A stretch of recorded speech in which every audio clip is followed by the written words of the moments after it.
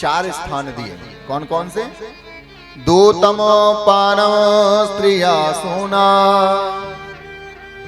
यत्र धर्म चतुर्विधा। बोले पहला स्थान दिया जुए में। किस में स्थान दिया है जी? जुए में। बोले जो जुआ खेलते हैं, और केवल ऑफलाइन ही नहीं, जो ऑनलाइन भी खेलते हैं। और जब आईपीएल आएगा तो लोग सट्टा लगाएंगे। मैंने अपनी टीम बना ली, तुमने बनाई, और बड़ा बड़ा सट्टा लगाया जाएगा। बोले जो जुआ खेलते हैं, बोले उनके ऊपर साक्षात कलयुग का वास हो जाता है। किसका वास हो जाता है? बोलो ना, थोड़ा जोर से बोलो ना।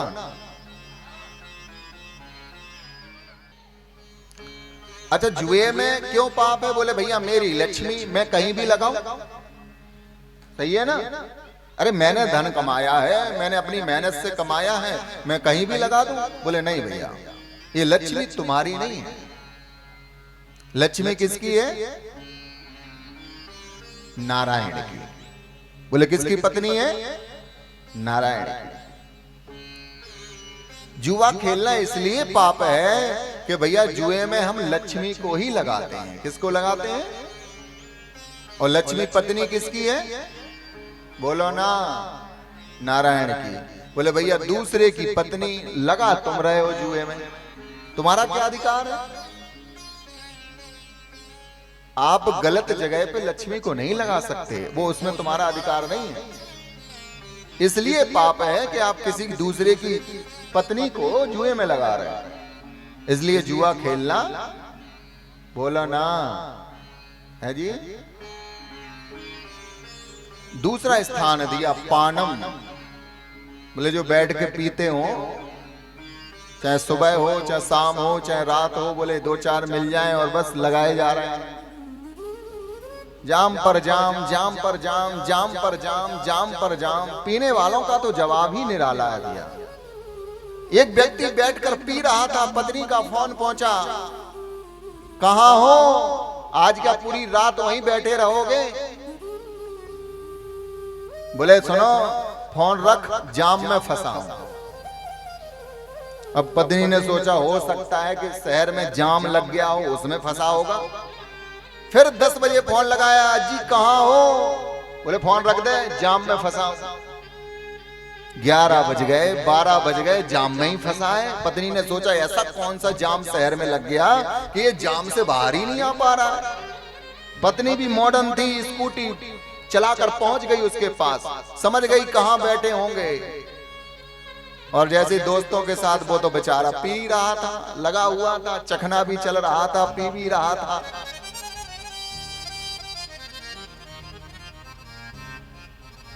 पत्नी ने कहा कि तुम्हें शर्म नहीं आती? मैं कब से तुम्हारा इंतजार कर रही हूं, कब से कह रही हूं कि कहां हो? बोले जाम में फंसे हैं, जाम में फंसे हैं, जाम में फंसे। ये तुम्हारा जाम है? बोले देवी जी मैं तो सच ही कह रहा था, मैं कब से कह रहा हूं कि मैं जाम में फंसा हूं। तुम ही ये शहर वाला जाम समझ रही, तो मैं क्या करूं? मैं कब से कह रहा हूं मैं जाम में फंसा हूं, मैं जाम में फंसा हूं। बोलना पड़ेगा, थोड़ा जोर से बोलो ना, थोड़ा और जोर से बोलना पड़ेगा।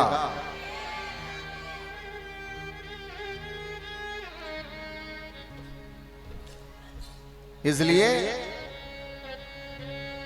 मदरा पीना क्या है? बोलो ना, उसमें साक्षात कलयुग का वास है। किसका वास है? हाँ, तुम लोग तो कह रहे हैं बेचारी तुम तो पीती भी नहीं हो। जो पीते हैं वो तो कुछ कह भी नहीं रहे हैं, उन्होंने तो मुंडी भी उस तरफ घुमा ली। हाँ, माताएं बेचारी बार बार जवाब दे रही हैं, अब तुम लोग तो ना पीती हो, ना तुम्हें कोई मतलब है, कि कभी कभी ले लेती हो कि पतिदेव तो छोड़ नहीं रहे, चलो हम ही चालू कर दें।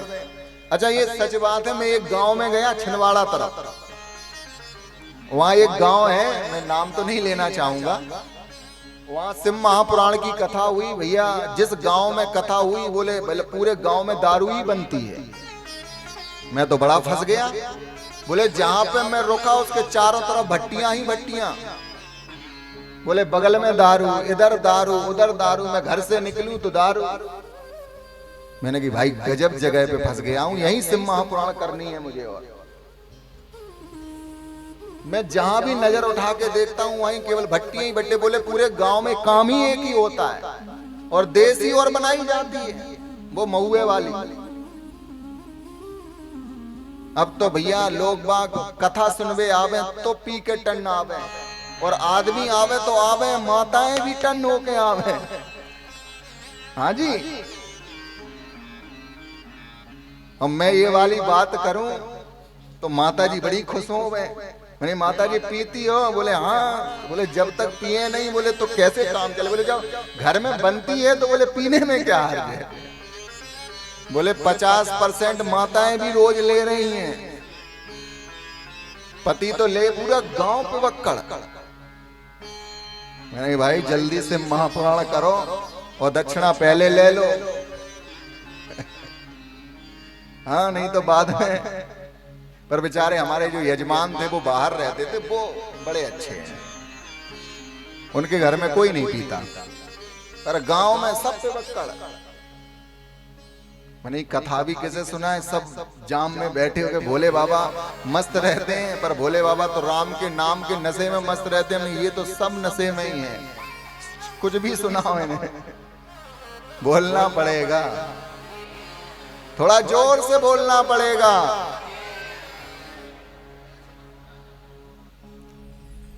तेरे नाम के नशे में चूर रहते हैं, दुनिया की बातों से हम दूर रहते हैं। तेरे नाम के नशे में चूर रहते हैं, दुनिया की बातों से हम दूर रहते हैं। और जिस भी महफिल में होती है हे प्रभु तुम्हारे नाम की चर्चा, उस महफिल में दीवाने भी जरूर रहते हैं भैया। इसलिए भैया हमें जो मदरा का सेवन का, बोले मदरा निकली कहां से है? वैसे तो मैं कई बार बता चुका हूं, फिर बता देता हूं। बोले जब समुद्र मंथन हुआ तो समुद्र मंथन में 14 रत्नों में ये मदरा निकली, और जब मदरा निकली तो किसको दी गई है जी? अब तुम ही समझ जाओ मैं क्या ही बोलूं। राक्षसों को दी गई मदरा, ना भगवान ने ली ना देवताओं ने ली। बोले किसको दी? बोले ये पी के पड़े रहेंगे तो डिस्टर्ब कम करेंगे, उनको दे दे। मदरा पीना इसलिए भी पाप है कि हमारे शरीर के हर अंग में किसी न किसी देवी देवता का वास है। जैसे हमारी आंखों में सूर्य और चंद्र का वास है, भुजाओं में किसी देवता का वास है। बोले ऐसे ही हमारी जीवा पे माता सरस्वती का वास है। किसका वास है? बोलो ना, सरस्वती मैया का वास। और बोले जब सरस्वती मैया को हम लोग कभी गंगा जल से स्नान कराते हैं, कभी जल से स्नान कराते हैं, कभी दूध से स्नान कराते हैं, कभी पंचामृत से स्नान कराते हैं। बोले हम काय से कराते हैं? जो पीने वाले हैं उनकी कह रहा हूं, आपकी नहीं कह रहा हूं मैं। सिंगार नगर वाले तो पीते ही नहीं है।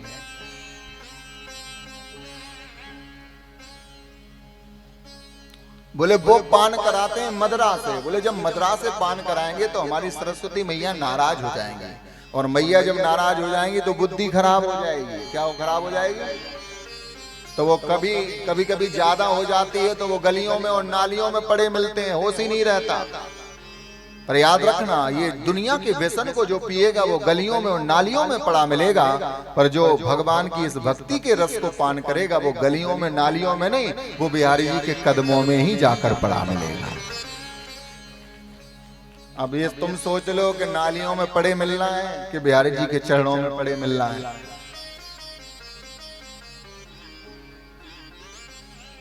तीसरी जगह दी, बोले जहां पर लोग बैठकर दूसरों की बहू बेटियों को गंदी दृष्टि से देखते हो, ऐसे जगह पे कलयुग का वास है। बोले जिनके घरों में अंडा और भी इत्यादि इत्यादि चीजों को काटा जाता हो, बनाया जाता हो, बोले ऐसे जगह पर, ऐसे घर में साक्षात कलयुग वास करने लग जाता है। बोले ये मत सोचना कि हम तो खूब कमा रहे हैं, खूब धन आ रहा है, खूब हमारा ऐश्वर्य है, ये तो पुराने जन्म के तुम्हारे कोई अच्छे कर्म होंगे तो तुम्हें सब कुछ प्राप्त हो रहा है। पर जिस घर में ये सब चीजें होती, याद रखना वो घर नरक के समान ही है।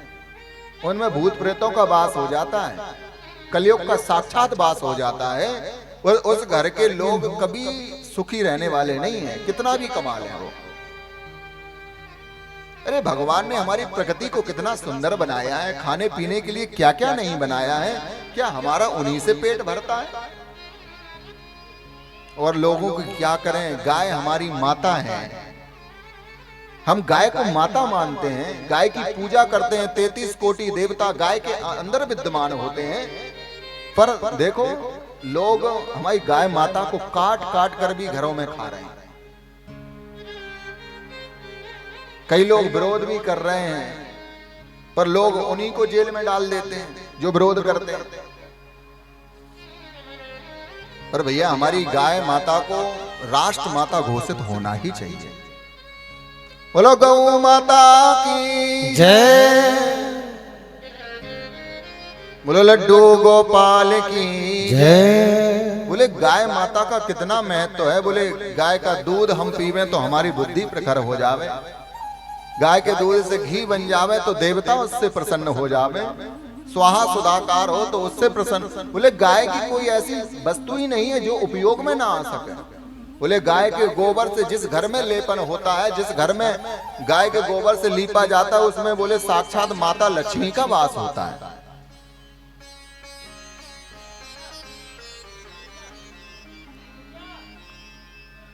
ऐसी हमारी गौ माता, जो गोपाल ने नंगे पैर गौ माता को चराया,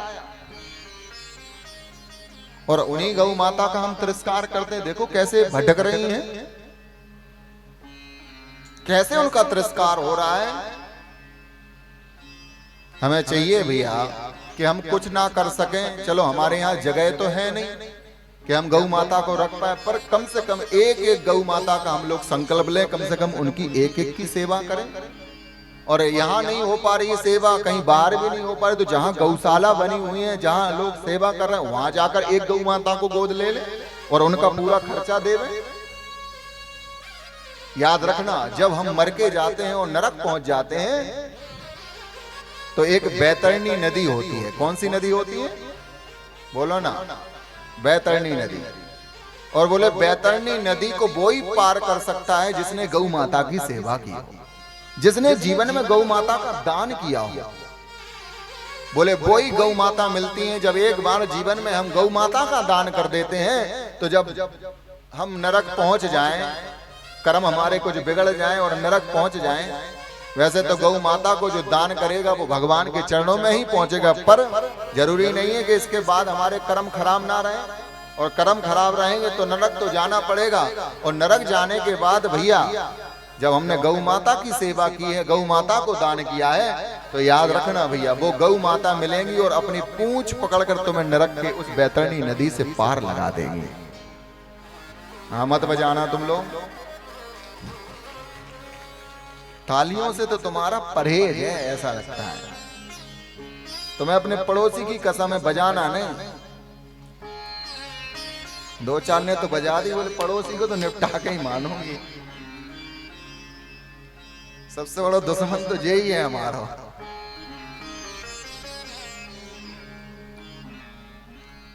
इसलिए भैया घर में एकदम शुद्ध भोजन करें, ये उल्टी सीधी चीजें ना खाएं। ये मत सोचें कि अंडा तो शाकाहारी होता है, अंडा खा ले, बोले उसके अंदर भी जीव होता है,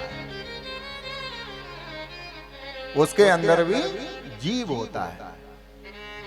याद रखना भैया, धृतराष्ट्र के पास एक महात्मा हंस हंसनी का जोड़ा छोड़कर गए थे, ध्यान से सुनना। पर धृतराष्ट्र ने क्या काम किया, बोले हंसनी ने जब अंडे दिए तो उन अंडों को खा गए वो। जब वो बेचारे ब्राह्मण और ब्राह्मणी आए, उन्होंने पूछा कि हमारे हंस हंसनी कहाँ है, बोले उन्हें भी धृतराष्ट्र खा पी गए, श्राप दे दिया। बोले देखना, जैसे तुमने हमारे बच्चों को, इनके बच्चों को मार दिया, याद रखना ऐसे तुम्हारे 100 होंगे, 100 ही खत्म हो जाएंगे। ये उन्हीं का श्राप है। तो अंडा खाना भी कोई शाकाहारी नहीं है, इसे शाकाहारी मत समझना कि शाकाहारी है तो हम खा लेंगे। उसके अंदर भी कोई जीव है, बोलना पड़ेगा, थोड़ा जोर से बोलना पड़ेगा। 4 स्थान दिए, 5वां स्थान स्वर्ण में दिया। और परीक्षित ने समी मुनि का अपराध कर दिया, मरा हुआ सर्प उनके गले में डाल दिया, तो उनके पुत्र श्रृंगी ने श्राप दे दिया।